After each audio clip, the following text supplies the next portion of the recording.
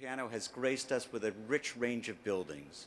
They share an elegance of concept and detail, and all have a strong sculptural quality and a deep appreciation for materials. They all clearly bear Renzo's distinctive touch, but they are all uniquely suited to the locale, the client, and the specific needs.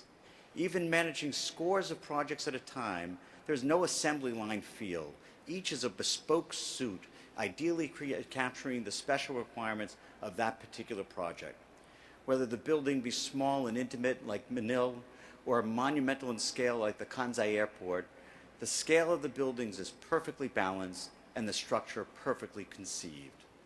Whether Renzo works in wood, the Cultural Center in New Caledonia, or lead, the new Auditoria in Rome, the buildings are surprisingly light and intimately connected to their environment. Moreover, one of the geniuses of Renzo's designs is that they remarkably stand the test of time.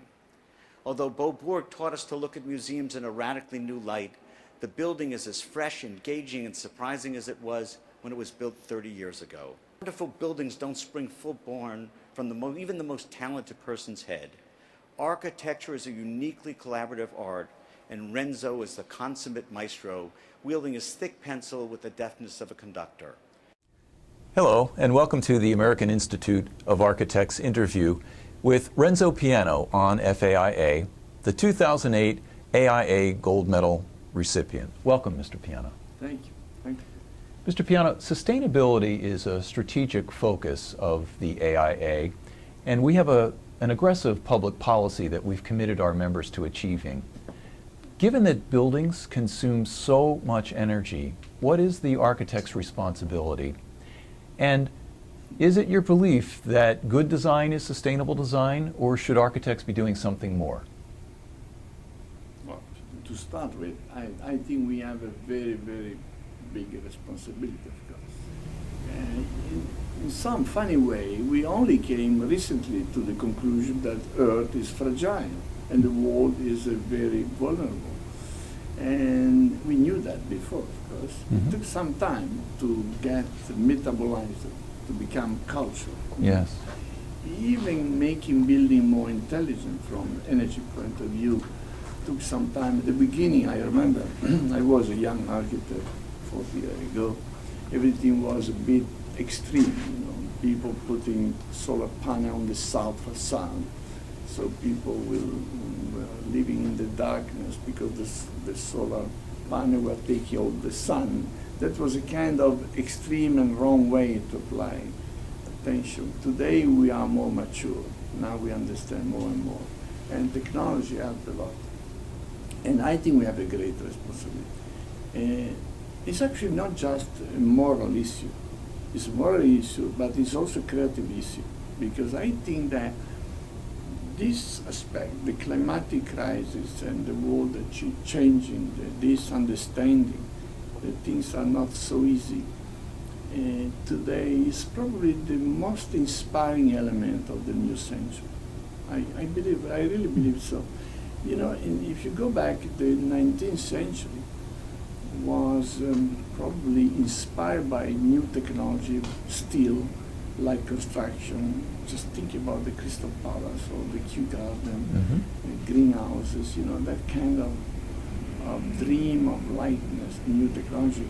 Well, the 20th century, of course, with new technology, new machine, digital machine, of course, the big revolution of modern movement that clean up from Baroque and the decoration.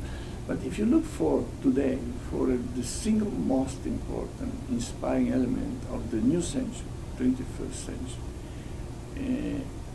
apart from a bit formalistic attitude that from time to time they come up and they disappear, happily enough. What is going, I guess, really to stay for a long, long time, because it's real, is this. Buildings should be more intelligent and less consuming. I think that what you have done for the California Academy of Science in San Francisco, of course, is a science museum, so it makes sense. Yes. But we use a living roof. We actually planted almost 2 million little species there, little plants there. And we did that because by increasing the thermal inertia, especially in the climate like the one of San Francisco, made it possible not to put air conditioning in the building. In fact, that building is not air conditioned. Mhm. In the same time, what I'm trying to say, this is not just a technically good, it's also environmentally good, but also creatively good. I think the buildings talk another language. That is a language that is closer Mhm. to the one of nature. In some way, I'm trying to say, breathe with the nature. Yes. We also use solar panel, but instead of using big black, immense panel, we actually use a little cell like that, not bigger than that. They are separated one from the other. Mhm. And they are all around the building. And because they are that separated, the sun goes through. Well, partially, 80% is captured by the cell, but the Mhm. other part goes through. So when you are underneath that space, you don't feel like in a kingdom of darkness because you are covered by black panel. But you feel actually more like under a forest, the leaves of the forest, Mhm. because those little panel forecast a shape on the wall or on the floor. Mhm. And this gives you kind of fragmentation or kind of texture of light that Mhm. is good. So in some way, I think all this will probably push architects to think and to be inspired more and more by nature. Well, you mentioned your Academy of Sciences project. It certainly has a strong sustainability ethic. But for other projects, how does the need to be sustainable drive decision making? And in your experience, is it difficult to bring clients along to support those decisions? It's more and more easy. It has been difficult for a long time. People didn't understand because the idea that energy was just a non-existing problem was a very eradicated concept. Now it becomes more easy. Of course, as you understand, making a science museum, natural science museum, is more easy because then the client is by nature Yes. and by cultural preparation. In fact, actually, we did that museum working with engineers and specialists, but also with scientists, Mhm. with botanists, with people working in the museum, with the scientists working in the museum. So that's more easy. More easy because it's part of the building in some way is one of the exhibits of the museum.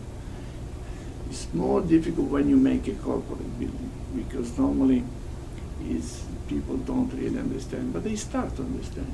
You know, in some way, the New York Times building in New York, it's already moving in that direction. And we started that job in '99. It was before all this became so clear. But the client, that was, of course, a very good client. Educated. Educated. Yes. Of course. And also, you know, in France, they say noblesse oblige. The noble status of somebody obliged to a kind of behavior.